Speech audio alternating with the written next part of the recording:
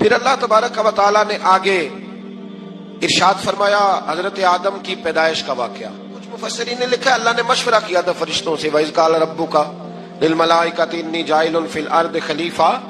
لیکن کچھ مفسرین کہتے ہیں کہ اللہ کو ضرورت نہیں فرشتوں سے مشورہ کرنے کی. اللہ نے فرشتوں سے مشورہ نہیں کیا بلکہ رب نے انہیں آگاہ فرمایا تھا کہ میں لگا ہوں زمین پہ اپنا نائب بنانے, میں خلافت دینے لگا ہوں زمین پہ. اب یہ تو دینے والی کی مرضی ہے نا اس نے کس کو دینی ہے, یہ تو دینے والے کی مرضی ہے نا اس نے. تو کچھ لوگ کہتے ہیں کہ دینے والے سے زیادہ ہمیں پتہ ہے. تو فرشتوں کو بھی یہ اجتہادی خطا ہو گئی, کہنے لگے یا اللہ اسے نہ بنانا, یہ فساد کرے گا, یہ خون ریزیاں کرے گا. تو اللہ نے فرمایا جو میں جانتا ہوں وہ تم. اللہ اکبر. امام راضی فرماتے ہیں جب رمضان آتا ہے تو اللہ فرشتوں سے کہتا ہے ذرا یہ کھول کے دروازے دیکھو نا یہ زمین پہ کیا کر رہے ہیں. تم تو کہتے تھے فساد کریں گے اور یہ سارے تراویحیں پڑھ رہے ہیں. تم تو گویا کہتے تھے فساد کریں گے اور یہ تو دیکھو گویا رمضان کے روزے رکھ رہے ہیں, یہ تو میری یاد میں نکلے ہوئے ہیں. تم کچھ کہتے تھے اور دیکھو میں نے تمہیں کہا تھا نا جو میں جانتا ہوں وہ تم.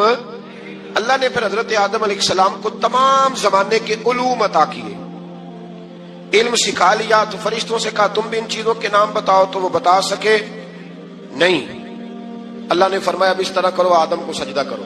سب نے سجدہ کیا سوائے وہ. کہنے لگا یا اللہ صرف تجھے ہی کرنا ہے, کرنا بھی صرف اللہ کو چاہیے پر رب کے آگے بھی جھکنا چاہیے, اور جس کے سامنے رب جھکائے نا وہاں بھی. اور یہ جو عاجزی ہے نا, یہ جو جھکنا ہے یہ علم کے آگے ہے. ہماری مصیبت یہ ہے کہ ہم علم کے آگے بھی گردن جھکانے کو تیار نہیں ہوتے, وہاں بھی ہم خود عالم فاضل بن جاتے. تو فرمایا کہ سب سے کا سجدہ کرو. سب نے سجدہ کیا سوائے ابلیس کے. تو پھر ہوا کیا وکان من الکافرین, وہ کافروں میں سے ہو گیا. پھر اللہ نے حضرت آدم کو اور جناب حوا کو نا مقام دے دیا جنت میں رہنے کے لیے, اور کہا سارا کچھ کھانا, درخت کے قریب نہ جانا. ابھی آپ کسی سے کہہ دیں تھوڑا سا کہ پیچھے نہ دیکھنا, یعنی اگر میری سمجھ لیں ادب کی وجہ سے کوئی 1.5-2 منٹ یا 6 منٹ نہیں بھی نہ دیکھے گا تو سوچے گا ضرور کہ پتہ نہیں اب پیچھے کیا ہے, مصیبت کیا ہے. یعنی آپ کہہ کے دیکھ لیں کسی کو, پیچھے نہ دیکھنا. فطرت ہے نا انسان کی, وہ جستجو کرتا ہے, کہا اس درخت کے پاس نہ جانا. تو حضرت حوا سلام اللہ علیہ کہتے ہیں دل میں خیال رہتا تھا کہ آخر ہے کیا درخت کے پاس. یہی انسان کا عقیدہ توحید ہے کہ جہاں سے رب منع کر دے وہاں وہ منع ہو جائے. اور یہ ان کی خطا نہیں تھی, یہ اللہ کی حکمت تھی, چونکہ رب نے تو پہلے کہہ دیا تھا بنایا ہی زمین کے لیے, تو یہ تو سارا کچھ ہونا تھا تو زمین پہ آنا تھا نا.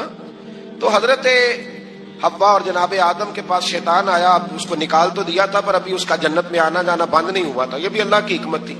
تو وہ کہنے لگا تمہیں پتہ ہے بعد میں مر جاؤ گے. تو حضرت حوا کہنے لگی کیا موت بھی آئے گی؟ کہاں, اس کی تکلیف بھی بڑی ہوگی, تو پھر بچیں گے کیسے؟ تو کہنے لگے پھل کھا لو اس درخت کا. تو بچنے کے لیے پھل کھایا تھا. جس طرح لوگ آج بہت سارے کام بچنے کے لیے کرتے ہیں پر بچ سکتے, بچنے کے لیے پھل کھایا. تو اللہ نے فرمایا زمین پہ چلے جاؤ. تو حضرت آدم زمین پہ آئے, پھر کئی 100 سال روتے رہے. فتلقى آدم من ربہ کلمات, تو پھر اللہ نے خود ہی جناب آدم کو کچھ کلمے سکھائے. علامہ اسماعیل لکی فرماتے ہیں وہ کلمے یہ تھے کہ حضرت آدم نے میرے نبی کا وسیلہ پیش کیا, اللہ کریم نے جناب آدم کی دعا کو مقبول فرما لیا. پھر آگے بنی اسرائیل کا ذکر آ جاتا ہے. اللہ تعالیٰ نے بنی اسرائیل, آج آپ اسی قوم کو یہودی کہتے ہیں, ان کو اللہ نے اس زمانے میں فضیلت عطا کی تھی بہت زیادہ.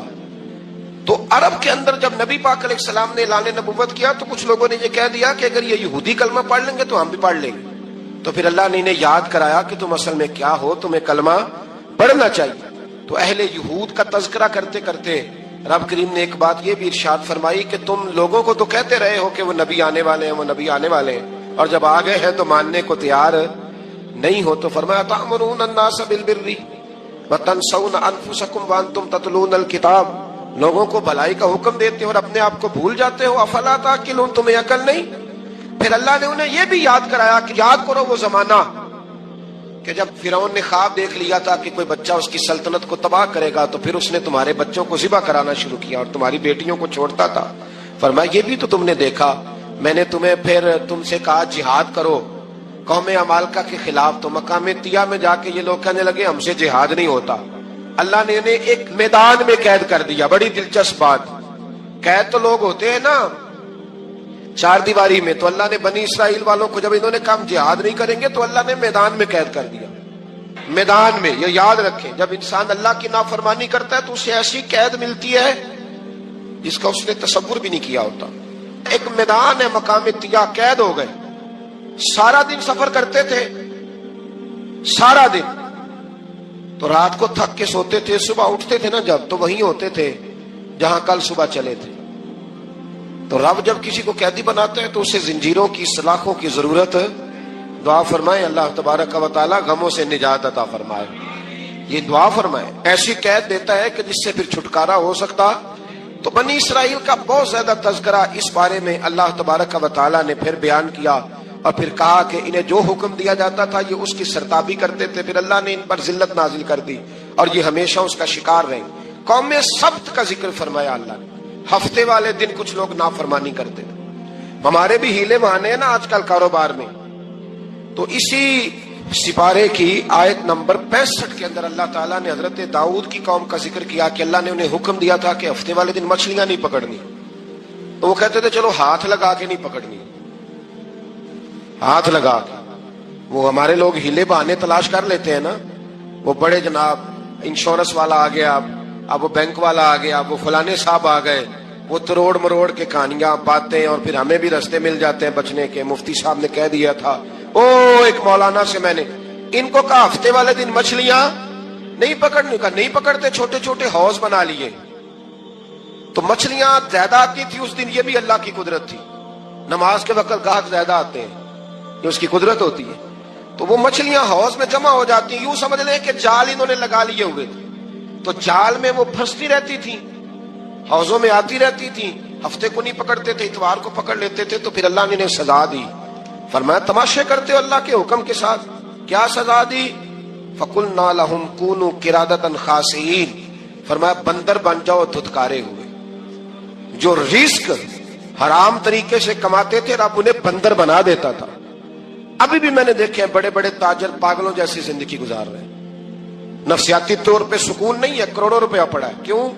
इसलिए कि रब के बताए हुए तरीके के मुताबिक तिजारत नहीं करते। आगे एक और दिलचस्प बात आ गई। बनी इसराइल के अंदर ना एक शख्स ने अपने चचा को कत्ल कर दिया जायदाद के लिए। ये देखे कब से लोग जायदाद के लिए कत्ल करते आ रहे हैं। चचा को कत्ल कर दिया और कत्ल करके हजरत मूसा अलैहिस्सलाम के पास आए कि मेरे चचा को किसी ने कत्ल कर दिया है, तो बताएं क्या करना है। तो आपने फरमाया कि गाय ज़िबा करो और उसका एक टुकड़ा मकतूल को मारो, मरने वाले को। वो खुद उठ के बता देगा मुझे किसने कत्ल किया। अब इरादा नहीं था गाय ज़िबा करने का, तो बहाने करने लगे। इरादा नहीं ना होता तो फिर क्या होते हैं, कहने लगे गाय किस तरह की हो, बूढ़ी हो के बच्ची हो, रंग कैसा हो, जवान हो के छोटी हो, हाल में एक दफा चलना सीख गई हो या अभी ना सीखी हो। तो बताते गए तो रब भी शर्तें बयान करता गया। गहरे जर्द रंग की हो, हाल के अंदर उसे ना चलाया गया हो, पानी ना निकाला गया हो, ना बच्ची हो ना जवान हो, इसके दरमियान हो। ये सारी शर्तें कहां पाई जाती थी? हजरत मूसा अलैहिस्सलाम की कौम का एक शख्स था जो अल्लाह का वली था। वो जब इंतकाल करने लगा ना, अल्लाह अकबर, देखो रब वलियों की औलादों पर भी कितना फजल फरमाता है। वो जब इंतकाल करने लगा तो एक उसके पास छोटी सी बच्चियां थी, गाय की बच्ची, उसने जंगल में छोड़ दी। कहने लगा या अल्लाह मैं तेरे नाम पे छोड़ता हूं, मेरा बच्चा जवान हो जाए तो उसे दे देना, और तो सरमाया ही कोई नहीं। बच्चा बड़ा हुआ तो बच्चा भी बड़ा नेक था, अपनी माँ का बड़ा फर्मा बरदार था। उसकी माँ ने कहा बेटा तेरे बाप ने एक गाय छोड़ी थी। तो बच्चा जंगल में गया और जाके कहने लगा ऐ अल्लाह मेरी गाय मुझसे मिला दे। तो रब करीम ने वो गाय वापस कर दी। वो गाय घर ले आया। अब वो कहने लगा अम्मा बेच दूं। तो अम्मा कहने लगी बेटा मेरे पूछे बगैर ना बेचना। कई दफा गाहक लगे पर उसने कहा जब तक मेरी अम्मा ना कहेगी मैं बेचूंगा। उधर बनी इसराइल वाले शर्तें जितनी गाय के बारे में पूछ चुके थे वो सारी इसी गाय में पाई जाती थी। तो ये ढूंढते ढूंढते वहां पहुंच गए। तो कहने लगे गाय चाहिए। तो उसने कहा भी तुम्हारी मर्जी से नहीं, कीमत मेरी मर्जी की। एक मुफस्सर ने तो यहां तक लिखा है कि उसने कहा गाय ज़िबा करके ना, तो जितना गाय के अंदर गोश्त होगा ना उतना ही खाल के अंदर तो मुझे माल भर के दोगे, उतने सिक्के भर के दोगे, उतनी अशरफियां भर के दोगे तो फिर तुम्हें गाय दूंगा। तो फिर ये गाय उन्हें मिली और ये गाय लेकर के आए। ज्यादा सवालात ना करते तो ज्यादा उलझते ना। ہم بھی دین کے معاملے میں بڑے سوال جواب کرتے ہیں، اتنا سوال کریں جتنی اس کی ضرورت ہے۔ ان لوگوں نے سوالات زیادہ کیے تو پھر الجھ زیادہ گئے۔ تو میرے بھائی اس کا ذکر بھی اللہ تبارک و تعالیٰ نے پہلے پارے کے اندر بیان فرمایا۔ پھر اللہ کریم نے فرمایا کہ کچھ ایسے لوگ بھی ہیں یہودیوں میں سے جن کا دعویٰ ہو گیا ہے کہ ہم اللہ کے بڑے پیارے ہیں۔ فرمایا یہ صرف ان کے منہ کی باتیں ہیں، یہ تو قیامت میں پتہ چلے گا نا کہ اللہ کا پیار کس کے ساتھ زیادہ ہے۔ اور پھر یہ بھی یہودیوں نے دعویٰ کیا ہے، اسی پارے میں اللہ فرماتے ہیں کہ ان کا دعویٰ ہے کہ ہم اللہ کے بڑے پیارے ہیں، جنت میں ہم ہی جائیں گے۔ تو اللہ فرماتا ہے پھر مرنے کی دعا تو کرو، جنت میں تو مر کے جانا ہے نا۔ لیکن رب فرماتے ہیں یہ کبھی مرنے کی دعا نہیں کریں گے، اس لیے کہ انہیں پتہ ہے کہ ہم نے آخرت کے لیے کیا بھیجا۔ لیکن جی پہلا حکم آ گیا یا ایھا الذین آمنوا کہہ کے، پہلی آیت قرآن پاک کی پہلے سپارے میں پہلی آیت جس میں اللہ نے کہا یا ایھا الذین آمنوا، تو پہلا حکم آمنوا کہہ کے آیت نمبر 104 میں جو اللہ نے حکم دیا ہے نا وہ نبی پاک کی تعظیم کا حکم ہے۔ پہلا حکم ہی اللہ نے حضور کی عزت اور ناموس کا ارشاد فرمایا۔ پہلا اس ترتیب کے لحاظ سے وہ ہوا یہ کہ جب نبی پاک کو بات ارشاد کرتے تو صحابہ کرام اٹھ کے عرض کرتے رائینا یا رسول اللہ، حضور سمجھ نہیں آئی ذرا رعایت کر دے۔ تو یہودیوں کی عبرانی زبان کے اندر نہ ذرا کھینچ کے پڑھتے تھے رائینا، تو اس کا معنی بنتا تھا معاذ اللہ اے ہمارے چرواہے، بکریاں چرانے والے کو بھی وہ رائینا کہتے تھے۔ تو جب صحابہ یہ کہنے لگے تو اللہ نے منع ہی کر دیا، فرمایا میرے محبوب کے غلاموں اس لفظ کے پیچھے چھپ کے لوگ میرے نبی کی بے ادبی کر جاتے ہیں، تو جس لفظ کا کوئی ایک معنی بے ادبی والا بنتا ہو وہ لفظ بھی میرے نبی کے لیے نہ کہو، لفظ وہ والے کہو جس میں کوئی بے ادبی کا معنی نکلے نہ۔ یہاں لوگوں نے بڑے بڑے لفظ نہیں بول دیے، پھر کہتے میرا مطلب یہ تھا، میرا مطلب وہ تھا، تو تو نے وہ لفظ بولا کیوں جس کا کوئی غلط مطلب بھی نکل سکتا تھا۔ اللہ نے فرمایا یا ایھا الذین آمنوا لا تقولوا رائینا، اے ایمان والو رائینا کہو ہی نہ۔ تو یا اللہ کیا کہیں؟ فرمایا وقولوا انظرنا، تم کہو یا رسول اللہ ایک نظر فرمائیے، انداز دیکھیے، انظرنا ایک نظر۔ تو ہمارے بزرگ تو پہلے ہی بڑے پیار والوں نے کہہ دیا یا رسول اللہ انظر حالنا، کہتے کہاں سے لاتے ہو جملے؟ میں نے کہا اللہ کی کتاب سے، یا رسول اللہ انظر حالنا یا حبیب اللہ اسمع قالا، تو تم کہو انظرنا، محبوب نظر کرم کرے، واسمعوا، اور کیا ضرورت ہے دوبارہ پوچھنے کی؟ اللہ کہتا ہے پہلے ہی دھیان سے سنا کرو، پہلے ہی واسمعوا، پہلے ہی احتیاط سے سنو، وللکافرین عذاب علیم، اور کافروں کے لیے دردناک عذاب ہے۔ لے جی اسی بارے میں اللہ تبارک و تعالیٰ نے پھر اہل یہود کا ذکر کیا، تو یہود کہنے لگے کہ ہم حضرت ابراہیم کے ماننے والے ہیں، تو اللہ کریم نے وہ بھی ذکر کیا کہ میں نے تو ابراہیم کو آزمایا ہے، وَإِذِ ابْتَلَىٰ إِبْرَاهِيمَ رَبُّهُ بِكَلِمَاتٍ فَأَتَمَّهُنَّ، ہم نے ابراہیم کو کچھ چیزوں سے آزمایا ہے، وہ ہماری آزمائش پہ پورے اترے۔ قَالَ إِنِّي جَاعِلُكَ لِلنَّاسِ إِمَامًا، تو پھر ہم نے انہیں کہا کہ ہم آپ کو پوری دنیا کا امام بنائیں گے۔ وہ آزمائش کیا تھی؟ آگ میں جانا بھی آزمائش، بیٹے کا نہ ہونا بھی آزمائش، بیٹا ہوا تو پھر اسے وادی غیر ذی زرع ان میں چھوڑ کے آنا بھی آزمائش، بڑا ہوا تو پھر ذبح کرنا بھی آزمائش۔ فرمایا جہاں جہاں آزمایا ہے نا ابراہیم ہماری آزمائش میں پورے اترے۔ فرمایا تو مفت میں حضرت ابراہیم کی اولاد بنتے ہو اور ان کا نام لیتے اور ان کے ساتھ اپنا تعلق بناتے ہو، دیکھو تو صحیح وہ کتنی آزمائشوں سے گزرے۔ تو اس کا بھی اللہ نے اسی میں ذکر فرمایا۔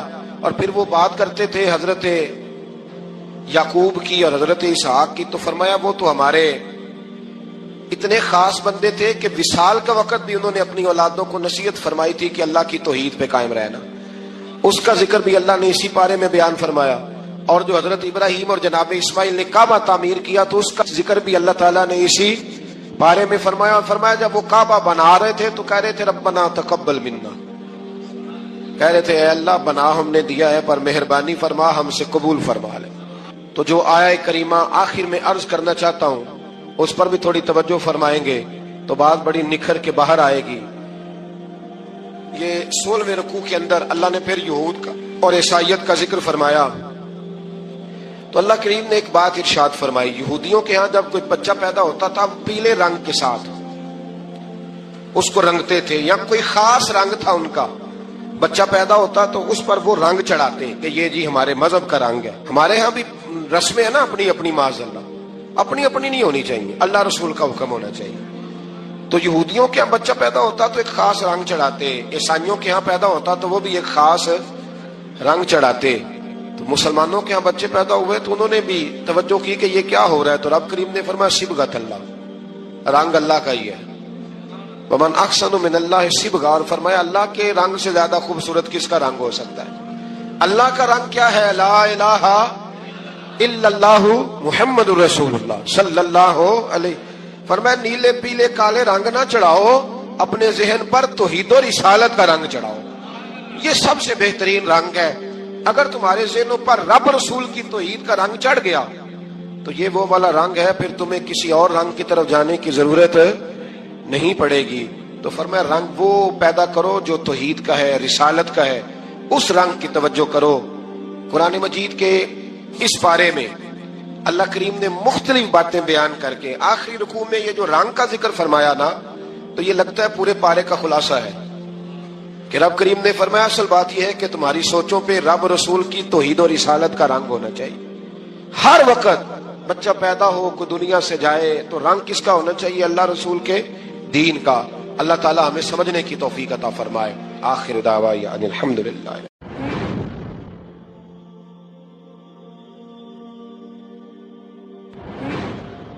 اللہ تعالیٰ نے انسان کو یاد کرایا ہے کہ تو نے عبادت اپنے رب کی کرنی ہے، اور فرمایا رب تمہارا وہ ہے جس نے تمہارے لیے زمین کو فرش بنایا ہے، آسمان کو چھت بنایا ہے، اور آسمان سے پانی برسا کے تو زمین سے پھل اگائے ہیں، رزق لکم، وہ بھی تیرے کھانے کے لیے اگائے ہیں. وہ جو آسمان سے بارش برسا کے زمین سے سبزہ اور پھل اگائے ہیں تو وہ بھی تیرے لیے. جب سارا کچھ تیرے لیے بنایا تو بھی تو عبادت کرنا اپنے رب کی، پھر کسی کو اس کا شریک نہ ٹھہرا. ایک چیلنج بھی کیا قرآن مجید نے اس رکوع کے اندر. کہا کرتے تھے مکے کے لوگ کہ آپ قرآن مجید کی آیتیں نبی کریم علیہ السلام سے کہا کرتے تھے کہ معاذ اللہ آپ خود بناتے ہیں، بنا کے لاتے ہیں. تو اللہ کریم نے فرمایا وَإِن كُنتُمْ فِي رَيْبٍ مِّمَّا نَزَّلْنَا عَلَىٰ عَبْدِنَا فَأْتُوا بِسُورَةٍ مِّن مِّثْلِهِ، اگر تمہیں شک ہو نا اس میں جو ہم نے بندہ خاص پہ نازل کیا ہے تو تم بھی اس جیسی ایک صورت بنا کے لاؤ. پڑھے لکھے تو تم بھی ہو نا، مکے میں تم بھی رہتے ہو، تو ایک صورت بنا کے لاؤ. قرآن مجید ہم سے چھینا گیا ہے سازش کے تحت، اس لیے کہ جس قوم کو قرآن آ جاتا ہے نا پھر کوئی کافر اس کا مقابلہ نہیں کر سکتا. دیکھیں نا اگر کافروں کے پاس جواب ہوتا قرآن پاک کا تو بدر اور احد میں نا کوئی آیت بنا کے لاتے قرآن کے مقابلے کی، تلواریں لے کے نہ آتے. ان کے پاس جواب ہی نہیں تھا، اور قیامت تک کسی کافر کے پاس قرآن مجید کا کوئی جواب، قرآن کا کوئی جواب، قسم اللہ کی جواب کوئی نہیں قرآن کا، اس کا کوئی جواب نہیں. کیا بات ہے قرآن پاک کی. وہ ایک دفعہ مسلمہ کذاب بے ایمان کہنے لگا میں نے بنا لیا ہے قرآن پاک کا جواب. معاذ اللہ. جواب کیا بنایا؟ وہ سورت ہے نا القاریۃ ملقاریہ وما ادراک ملقاریہ، کھڑکھڑانے والی کیا ہے، کھڑکھڑانے والی تمہیں کیا پتا کیا ہے کھڑکھڑی، قیامت کا ذکر ہے. کہنے لگا میں نے اس جیسی صورت بنا لیا. تو کیا بنایا؟ الفیل ملفیل وما ادراک ملفیل. کہنے لگا ہاتھی، تمہیں کیا پتا کیا ہاتھی، تم کیا جانو کیا ہاتھی. تو پاس جو اس کے اپنے بیٹھے تھے نا چیلے، کہنے لگے چپ کر جا، سارے زمانے کو پتا ہے ہاتھی کیا ہوتا ہے. تو پاگل ہے، اس کے دو کان ہوتے ہیں، ایک سونڈ ہوتی ہے، چار اس کے پیر ہوتے ہیں. بیوقوف آدمی قرآن کا مقابلہ کرنا ہے تو کچھ چج کے ساتھ کر، پاگلوں کی طرح مقابلہ کرے گا، جوتے کھائے گا بھی ہمیں بھی پڑھوائے گا. تو قرآن مجید کا کوئی مقابلہ کر سکا؟ تو اس آیہ مبارکہ میں اللہ نے کافروں کو یہ کہا اگر مقابلہ نہیں کر سکتے تو پھر اللہ سے ڈرو، ورنہ دوزخ میں ڈالے جاؤ گے، وہ جس کا ایندھن آدمی اور پتھر ہے، اور بنائی بھی کافروں کے لیے گئی ہے. اعدت للکافرین، جہنم کس کے لیے بنائی گئی ہے؟ کافروں اور منافقوں کے لیے. مسلمانوں کے لیے بنائی گئی. مسلمان مرضی سے چھلانگے لگائیں تو ان کی موج ہے، ورنہ ان کے لیے جہنم، ان کے لیے اللہ نے جنت بنائی ہے. اور یہ بات کرتے ہی رب کریم نے فرمایا اے محبوب علیہ الصلوۃ والسلام مومنوں کو خوشخبری دے دیں کہ اللہ نے ان کے لیے جنت بنائی ہے، اس میں باغات ہیں، انہیں رزق دیا جائے گا کھانے کے لیے، اور اس میں انہیں پاکیزہ بیویاں دی جائیں گی، اور پھر وہ اس میں ہمیشہ رہیں گے، انہیں اس سے نکالا نہیں جائے گا. آگے جو آیات کریمہ ہے نا اس کے اندر اللہ تبارک و تعالیٰ نے فرمایا ہے کہ اللہ حیا نہیں کرتا سمجھانے کے لیے مچھر کی مثال بھی دینی پڑے. فرمایا قرآن سے کچھ لوگ ہدایت حاصل کرتے ہیں اور کچھ گمراہ ہو جاتے ہیں. جب لوگ اپنی مرضی کی تشریحات چاہتے ہیں تو گمراہ ہوتے ہیں، اور جب قرآن کو رسول اللہ صلی اللہ علیہ وسلم اور امت مسلمہ کی تشریحات کی روشنی میں سمجھتے ہیں تو پھر اللہ ہدایت عطا فرماتا ہے۔ پھر اللہ تبارک و تعالیٰ نے آگے ارشاد فرمایا حضرت آدم کی پیدائش کا واقعہ۔ کچھ مفسرین نے لکھا ہے اللہ نے مشورہ کیا تھا فرشتوں سے، وَإِذْ قَالَ رَبُّكَ لِلْمَلَائِكَةِ إِنِّي جَاعِلٌ فِي الْأَرْضِ خَلِيفَةً، لیکن کچھ مفسرین کہتے ہیں کہ اللہ کو ضرورت نہیں فرشتوں سے مشورہ کرنے کی، اللہ نے فرشتوں سے مشورہ نہیں کیا بلکہ رب نے انہیں آگاہ فرمایا تھا کہ میں لگا ہوں زمین پہ اپنا نائب بنانے، میں خلافت دینے لگا ہوں زمین پہ۔ اب یہ تو دینے والی کی مرضی ہے نا اس نے کس کو دینی ہے، یہ تو دینے والے کی مرضی ہے نا اس نے۔ تو کچھ لوگ کہتے ہیں کہ دینے والے سے زیادہ ہمیں پتہ ہے، تو فرشتوں کو بھی یہ اجتہادی خطا ہو گئی، کہنے لگے یا اللہ اسے نہ بنانا، یہ فساد کرے گا، یہ خون ریزیاں کرے گا۔ تو اللہ نے فرمایا جو میں جانتا ہوں وہ تم، اللہ اکبر۔ امام راضی فرماتے جب رمضان آتا ہے تو اللہ فرشتوں سے کہتا ہے ذرا یہ کھول کے دروازے دیکھو نا یہ زمین پہ کیا کر رہے ہیں، تم تو کہتے تھے فساد کریں گے اور یہ سارے تراویح پڑھ رہے ہیں، تم تو گویا کہتے تھے فساد کریں گے اور یہ تو دیکھو گویا رمضان کے روزے رکھ رہے ہیں، یہ تو میری یاد میں نکلے ہوئے، تم کچھ کہتے تھے اور دیکھو میں نے تمہیں کہا تھا نا جو میں جانتا ہوں وہ تم۔ اللہ نے پھر حضرت آدم علیہ السلام کو تمام زمانے کے علوم عطا کیے، علم سکھا لیا۔ تو فرشتوں سے کہا تم بھی ان چیزوں کے نام بتاؤ، تو وہ بتا سکے نہیں۔ اللہ نے فرمایا اب اس طرح کرو آدم کو سجدہ کرو، سب نے سجدہ کیا سوائے، وہ کہنے لگا یا اللہ صرف تجھے ہی کرنا ہے، کرنا بھی صرف اللہ کو چاہیے پر رب کے آگے بھی جھکنا چاہیے، اور جس کے سامنے رب جھکائے نا وہاں بھی۔ اور یہ جو عاجزی ہے نا، یہ جو جھکنا ہے یہ علم کے آگے ہے۔ ہماری مصیبت یہ ہے کہ ہم علم کے آگے بھی گردن جھکانے کو تیار نہیں ہوتے، وہاں بھی ہم خود عالم فاضل بن جاتے۔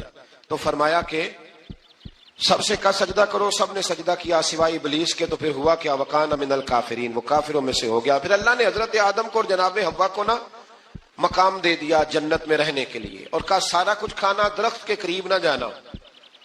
ابھی آپ کسی سے کہہ دیں تھوڑا سا کہ پیچھے نہ دیکھنا، یعنی اگر میری سمجھ لیں ادب کی وجہ سے کوئی 1.5-2 منٹ یا 6 منٹ نہیں بھی نہ دیکھے گا تو سوچے گا ضرور کہ پتہ نہیں اب پیچھے کیا ہے، مصیبت کیا ہے۔ یعنی آپ کہہ کے دیکھ لیں کسی کو، پیچھے نہ دیکھنا، فطرت ہے نا انسان کی، وہ جستجو کرتا ہے، کہا اس درخت کے پاس نہ جانا۔ تو حضرت حوا سلام اللہ علیہ کہتے ہیں دل میں خیال رہتا تھا کہ آخر ہے کیا درخت کے پاس۔ یہی انسان کا عقیدہ توحید ہے کہ جہاں سے رب منع کر دے وہاں وہ منع ہو جائے، اور یہ ان کی خطا نہیں تھی، یہ اللہ کی حکمت تھی، چونکہ رب نے تو پہلے کہہ دیا تھا بنایا ہی زمین کے لیے، تو یہ تو سارا کچھ ہونا تھا تو زمین پہ آنا تھا نا۔ تو حضرت حوا اور جناب آدم کے پاس شیطان آیا، اب اس کو نکال تو دیا تھا پر ابھی اس کا جنت میں آنا جانا بند نہیں ہوا تھا، یہ بھی اللہ کی حکمت تھی۔ تو وہ کہنے لگا تمہیں پتہ ہے بعد میں مر جاؤ گے؟ تو حضرت حوا کہنے لگی کیا موت بھی آئے گی؟ کہاں، اس کی تکلیف بھی بڑی ہوگی، تو پھر بچیں گے کیسے؟ تو کہنے لگے پھل کھا لو اس درخت کا، تو بچنے کے لیے پھل کھایا تھا۔ اس طرح لوگ آج بہت سارے کام بچنے کے لیے کرتے ہیں پر بچ سکتے، بچنے کے لیے پھل کھایا تو اللہ نے فرمایا زمین پہ چلے جاؤ۔ تو حضرت آدم زمین پہ آئے، پھر کئی 100 سال روتے رہے۔ فَتَلَقَّى آدَمُ مِن رَبِّهِ کَلِمَاتٍ، تو پھر اللہ نے خود ہی جناب آدم کو کچھ کلمے سکھائے۔ علامہ اسماعیل لکی فرماتے ہیں وہ کلمے یہ تھے کہ حضرت آدم نے میرے نبی کا وسیلہ پیش کیا، اللہ کریم نے جناب آدم کی دعا کو مقبول فرما لیا۔ پھر آگے بنی اسرائیل کا ذکر آ جاتا ہے۔ اللہ تعالیٰ نے بنی اسرائیل، آج آپ اسی قوم کو یہودی کہتے ہیں، ان کو اللہ نے اس زمانے میں فضیلت عطا کی تھی بہت زیادہ۔ تو عرب کے اندر جب نبی پاک علیہ السلام نے اعلان نبوت کیا تو کچھ لوگوں نے یہ کہہ دیا کہ اگر یہ یہودی کلمہ پڑھ لیں گے تو ہم بھی پڑھ لیں گے۔ تو پھر اللہ نے انہیں یاد کرایا کہ تم اصل میں کیا ہو، تمہیں کلمہ پڑھنا چاہیے۔ تو اہل یہود کا تذکرہ کرتے کرتے رب کریم نے ایک بات یہ بھی ارشاد فرمائی کہ تم لوگوں کو تو کہتے رہے ہو کہ وہ نبی آنے والے ہیں، وہ نبی آنے والے ہیں، اور جب آ گئے ہیں تو ماننے کو تیار نہیں ہو۔ تو فرمایا تأمرون الناس بالبر وتنسون انفسکم وانتم تتلون الکتاب، لوگوں کو بھلائی کا حکم دیتے ہو اور اپنے آپ کو بھول جاتے ہو، افلا تعقلون، تمہیں عقل نہیں؟ پھر اللہ نے انہیں یہ بھی یاد کرایا کہ یاد کرو وہ زمانہ کہ جب فرعون نے خواب دیکھ لیا تھا کہ کوئی بچہ اس کی سلطنت کو تباہ کرے گا، تو پھر اس نے تمہارے بچوں کو ذبح کرانا شروع کیا اور تمہاری بیٹیوں کو چھوڑتا تھا۔ فرمایا یہ بھی تو تم نے دیکھا، میں نے تمہیں پھر تم سے کہا جہاد کرو قوم عمالقہ کے خلاف، تو مقام طیہ میں جا کے یہ لوگ کہنے لگے ہم سے جہاد نہیں ہوتا، اللہ نے انہیں ایک میدان میں قید کر دیا. بڑی دلچسپ بات. قید تو لوگ ہوتے ہیں نا چار دیواری میں, تو اللہ نے بنی اسرائیل والوں کو جب انہوں نے کہا ہم جہاد نہیں کریں گے تو اللہ نے میدان میں قید کر دیا. میدان میں. یہ یاد رکھیں, جب انسان اللہ کی نافرمانی کرتا ہے تو اسے ایسی قید ملتی ہے جس کا اس نے تصور بھی نہیں کیا ہوتا. ایک میدان ہے مقام طیہ, قید ہو گئے. سارا دن سفر کرتے تھے, سارا دن. تو رات کو تھک کے سوتے تھے, صبح اٹھتے تھے نا جب, تو وہیں ہوتے تھے جہاں کل صبح چلے تھے. تو رب جب کسی کو قیدی بناتا ہے تو اسے زنجیروں کی, سلاخوں کی ضرورت ہے. دعا فرمائے اللہ تبارک و تعالی غموں سے نجات عطا فرمائے. یہ دعا فرمائے. ایسی قید دیتا ہے کہ جس سے پھر چھٹکارا ہو سکتا. تو بنی اسرائیل کا بہت زیادہ تذکرہ اس بارے میں اللہ تبارک و تعالی نے پھر بیان کیا, اور پھر کہا کہ انہیں جو حکم دیا جاتا تھا یہ اس کی سرتابی کرتے تھے. پھر اللہ نے ان پر ذلت نازل کر دی اور یہ ہمیشہ اس کا شکار رہے. قوم سبت کا ذکر فرمایا اللہ نے. ہفتے والے دن کچھ لوگ نافرمانی کرتے. ہمارے بھی ہیلے بہانے ہیں نا آج کل کاروبار میں. تو اسی سپارے کی آیت نمبر 65 کے اندر اللہ تعالیٰ نے حضرت داؤد کی قوم کا ذکر کیا کہ اللہ نے انہیں حکم دیا تھا کہ ہفتے والے دن مچھلیاں نہیں پکڑنی. تو وہ کہتے تھے چلو ہاتھ لگا کے نہیں پکڑنی, ہاتھ لگا کے. وہ ہمارے لوگ ہیلے بہانے تلاش کر لیتے ہیں نا. وہ بڑے جناب انشورنس والا آ گیا, اب وہ بینک والا آ گیا, وہ فلانے صاحب آ گئے, وہ تروڑ مروڑ کے کہانیاں باتیں, اور پھر ہمیں بھی رستے مل جاتے ہیں بچنے کے. مفتی صاحب نے کہہ دیا تھا, ایک مولانا سے میں نے ان کو کہا ہفتے والے دن مچھلیاں نہیں پکڑنی. کا نہیں پکڑتے, چھوٹے چھوٹے حوض بنا لیے. تو مچھلیاں زیادہ آتی تھی اس دن, یہ بھی اللہ کی قدرت تھی. نماز کے وقت گاہک زیادہ آتے ہیں, یہ اس کی قدرت ہوتی ہے. تو وہ مچھلیاں حوض میں جمع ہو جاتی ہیں. یوں سمجھ لیں کہ جال انہوں نے لگا لیے ہوئے تھے, تو جال میں وہ پھنستی رہتی تھی, حوضوں میں آتی رہتی تھی. ہفتے کو نہیں پکڑتے تھے, اتوار کو پکڑ لیتے تھے. تو پھر اللہ نے انہیں سزا دی. فرمایا تماشے کرتے ہو اللہ کے حکم کے ساتھ. کیا سزا دی؟ فَقُلْنَا لَهُمْ كُونُوا قِرَادَةً خَاسِئِينَ. فرمایا بندر بن جاؤ دھتکارے ہوئے. جو رزق حرام طریقے سے کماتے تھے رب انہیں بندر بنا دیتا تھا. ابھی بھی میں نے دیکھے ہیں بڑے بڑے تاجر پاگلوں جیسی زندگی گزار رہے ہیں. نفسیاتی طور پہ سکون نہیں ہے, کروڑوں روپیہ پڑا ہے. کیوں؟ اس لیے کہ رب کے بتائے ہوئے طریقے کے مطابق تجارت نہیں کرتے. آگے ایک اور دلچسپ بات آ گئی. بنی اسرائیل کے اندر نا ایک شخص نے اپنے چچا کو قتل کر دیا جائیداد کے لیے. یہ دیکھیں کب سے لوگ جائیداد کے لیے قتل کرتے آ رہے ہیں. چچا کو قتل کر دیا, اور قتل کر کے حضرت موسیٰ علیہ السلام کے پاس آئے کہ میرے چچا کو کسی نے قتل کر دیا ہے, تو بتائیں کیا کرنا ہے. تو آپ نے فرمایا کہ گائے ذبح کرو, اور اس کا ایک ٹکڑا مقتول کو مارو, مرنے والے کو. وہ خود اٹھ کے بتا دے گا مجھے کس نے قتل کیا ہے. اب ارادہ نہیں تھا گائے ذبح کرنے کا, تو بہانے کرنے لگے. ارادہ نہیں نہ ہوتا تو پھر کیا ہوتے ہیں, کہنے لگے گائے کس طرح کی ہو, بوڑھی ہو کہ بچی ہو, رنگ کیسا ہو, جوان ہو کہ چھوٹی ہو, حال میں ایک دفعہ چلنا سیکھ گئی ہو یا ابھی نہ سیکھی ہو. تو بتاتے گئے تو رب بھی شرطیں بیان کرتا گیا. گہرے زرد رنگ کی ہو, حال کے اندر اسے نہ چلایا گیا ہو, پانی نہ نکالا گیا ہو, نہ بچی ہو نہ جوان ہو, اس کے درمیان ہو. یہ ساری شرطیں کہاں پائی جاتی تھی؟ حضرت موسیٰ علیہ السلام کی قوم کا ایک شخص تھا جو اللہ کا ولی تھا. وہ جب انتقال کرنے لگا نا, اللہ اکبر, دیکھو رب ولیوں کی اولادوں پر بھی کتنا فضل فرماتا ہے. وہ جب انتقال کرنے لگا تو ایک اس کے پاس چھوٹی سی بچیا تھی, گائے کی بچی. اس نے جنگل میں چھوڑ دی. کہنے لگا یا اللہ میں تیرے نام پہ چھوڑتا ہوں, میرا بچہ جوان ہو جائے تو اسے دے دینا, اور تو سرمایہ ہی کوئی نہیں. بچہ بڑا ہوا تو بچہ بھی بڑا نیک تھا, اپنی ماں کا بڑا فرما بردار تھا. اس کی ماں نے کہا بیٹا تیرے باپ نے ایک گائے چھوڑی تھی. تو بچہ جنگل میں گیا اور جا کے کہنے لگا اے اللہ میری گائے مجھ سے ملا دے. تو رب کریم نے وہ گائے واپس کر دی. وہ گائے گھر لے آیا. اب وہ کہنے لگا اماں بیچ دوں. تو اماں کہنے لگی بیٹا میرے پوچھے بغیر نہ بیچنا. کئی دفعہ گاہک لگے, پر اس نے کہا جب تک میری اماں نہ کہے گی میں بیچوں گا. ادھر بنی اسرائیل والے شرطیں جتنی گائے کے بارے میں پوچھ چکے تھے وہ ساری اسی گائے میں پائی جاتی تھی. تو یہ ڈھونڈتے ڈھونڈتے وہاں پہنچ گئے. تو کہنے لگے گائے چاہیے. تو اس نے کہا بھی تمہاری مرضی سے نہیں, قیمت میری مرضی کی.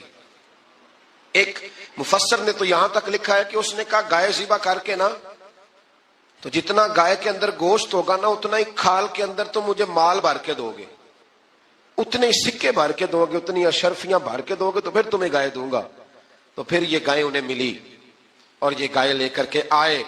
زیادہ سوالات نہ کرتے تو زیادہ الجھتے نہ. ہم بھی دین کے معاملے میں بڑے سوال جواب کرتے ہیں. اتنا سوال کریں جتنی اس کی ضرورت ہے. ان لوگوں نے سوالات زیادہ کیے تو پھر الجھ زیادہ گئے. تو میرے بھائی اس کا ذکر بھی اللہ تبارک و تعالیٰ نے پہلے پارے کے اندر بیان فرمایا. پھر اللہ کریم نے فرمایا کہ کچھ ایسے لوگ بھی ہیں یہودیوں میں سے جن کا دعویٰ ہو گیا ہے کہ ہم اللہ کے بڑے پیارے ہیں. فرمایا یہ صرف ان کے منہ کی باتیں ہیں. یہ تو قیامت میں پتہ چلے گا نا کہ اللہ کا پیار کس کے ساتھ زیادہ ہے. اور پھر یہ بھی یہودیوں نے دعویٰ کیا ہے. اسی پارے میں اللہ فرماتے ہیں کہ ان کا دعویٰ ہے کہ ہم اللہ کے بڑے پیارے ہیں, جنت میں ہم ہی جائیں گے. تو اللہ فرماتے ہیں پھر مرنے کی دعا تو کرو, جنت میں تو مار کے جانا ہے نا. لیکن رب فرماتے ہیں یہ کبھی مرنے کی دعا نہیں کریں گے, اس لیے کہ انہیں پتہ ہے کہ ہم نے آخرت کے لیے کیا بھیجا. لیکن جی پہلا حکم آ گیا یا ایھا الذین آمنوا کہہ کے, پہلی آیت قرآن پاک کی پہلے سپارے میں پہلی آیت جس میں اللہ نے کہا یا ایھا الذین آمنوا. تو پہلا حکم آمنوا کہہ کے آیت نمبر 104 میں جو اللہ نے حکم دیا ہے نا وہ نبی پاک کی تعظیم کا حکم ہے. پہلا حکم ہی اللہ نے حضور کی عزت اور ناموس کا ارشاد فرمایا. پہلا اس ترتیب کے لحاظ سے وہ ہوا یہ کہ جب نبی پاک کو بات ارشاد کرتے تو صحابہ کرام اٹھ کے عرض کرتے رائینا یا رسول اللہ, حضور سمجھ نہیں آئی ذرا رعایت کر دیں. تو یہودیوں کی عبرانی زبان کے اندر نہ ذرا کھینچ کے پڑھتے تھے رائینا, تو اس کا معنی بنتا تھا معاذ اللہ اے ہمارے چرواہے. بکریاں چرانے والے کو بھی وہ رائینا کہتے تھے. تو جب صحابہ یہ کہنے لگے تو اللہ نے منع ہی کر دیا. فرمایا میرے محبوب کے غلاموں, اس لفظ کے پیچھے چھپ کے لوگ میرے نبی کی بے ادبی کر جاتے ہیں. تو جس لفظ کا کوئی ایک معنی بے ادبی والا بنتا ہو وہ لفظ بھی میرے نبی کے لیے نہ کہو. لفظ وہ والے کہو جس میں کوئی بے ادبی کا معنی نکلے نہ. یہاں لوگوں نے بڑے بڑے لفظ نہیں بول دیے, پھر کہتے میرا مطلب یہ تھا, میرا مطلب وہ تھا. تو تو نے وہ لفظ بولا کیوں جس کا کوئی غلط مطلب بھی نکل سکتا تھا. اللہ نے فرمایا یا ایھا الذین آمنوا لا تقولوا رائینا, اے ایمان والو رائینا کہو ہی نہ. تو یا اللہ کیا کہیں؟ فرمایا وقولوا انظرنا, تم کہو یا رسول اللہ ایک نظر فرمائیے. انداز دیکھیے, انظرنا ایک نظر. تو ہمارے بزرگ تو پہلے ہی بڑے پیار والوں نے کہہ دیا یا رسول اللہ انظر حالنا. کہتے کہاں سے لاتے ہو جملے؟ میں نے کہا اللہ کی کتاب سے. یا رسول اللہ انظر حالنا یا حبیب اللہ اسمع قالا. تو تم کہو انظرنا, محبوب نظر کرم کرے. واسمعوا, اور کیا ضرورت ہے دوبارہ پوچھنے کی؟ اللہ کہتا ہے پہلے ہی دھیان سے سنا کرو, پہلے ہی واسمعوا, پہلے ہی احتیاط سے سنو. وللکافرین عذاب علیم, اور کافروں کے لیے دردناک عذاب ہے. لے جی اسی پارے میں اللہ تبارک و تعالیٰ نے پھر اہل یہود کا ذکر کیا. تو یہود کہنے لگے کہ ہم حضرت ابراہیم کے ماننے والے ہیں. تو اللہ کریم نے وہ بھی ذکر کیا کہ میں نے تو ابراہیم کو آزمایا ہے. وَإِذِ ابْتَلَىٰ إِبْرَاهِيمَ رَبُّهُ بِكَلِمَاتٍ فَأَتَمَّهُنَّ, ہم نے ابراہیم کو کچھ چیزوں سے آزمایا ہے, وہ ہماری آزمائش پہ پورے اترے. قَالَ إِنِّي جَاعِلُكَ لِلنَّاسِ إِمَامًا, تو پھر ہم نے انہیں کہا کہ ہم آپ کو پوری دنیا کا امام بنائیں گے. وہ آزمائش کیا تھی؟ آگ میں جانا بھی آزمائش, بیٹے کا نہ ہونا بھی آزمائش. بیٹا ہوا تو پھر اسے وادی غیر ذی زرع ان میں چھوڑ کے آنا بھی آزمائش. بڑا ہوا تو پھر ذبح کرنا بھی آزمائش. فرمایا جہاں جہاں آزمایا ہے نا ابراہیم ہماری آزمائش میں پورے اترے. فرمایا تم مفت میں حضرت ابراہیم کی اولاد بنتے ہو اور ان کا نام لیتے ہو اور ان کے ساتھ اپنا تعلق بناتے ہو, دیکھو تو صحیح وہ کتنی آزمائشوں سے گزرے. تو اس کا بھی اللہ نے اسی میں ذکر فرمایا. اور پھر وہ بات کرتے تھے حضرت یعقوب کی اور حضرت اسحاق کی. تو فرمایا وہ تو ہمارے اتنے خاص بندے تھے کہ وصال کے وقت بھی انہوں نے اپنی اولادوں کو نصیحت فرمائی تھی کہ اللہ کی توحید پہ قائم رہنا.